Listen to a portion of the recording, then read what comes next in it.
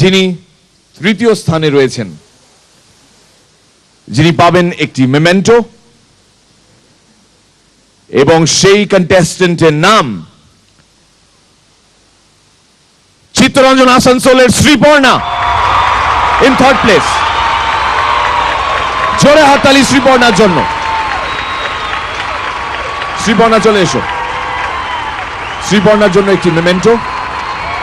আমি অনুরোধ জানাবো মিস্টার মুখার্জি, মহাগুরু, আপনারা সবাই এগিয়ে এসে শ্রীপর্ণার হাতে এই মেমেন্টোটি তুলে দিন।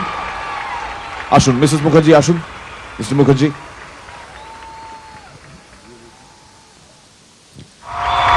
ছোট্ট শ্রীপর্ণা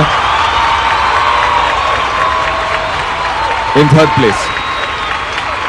কম্পিটিশন ভীষণই টাফ ছিল।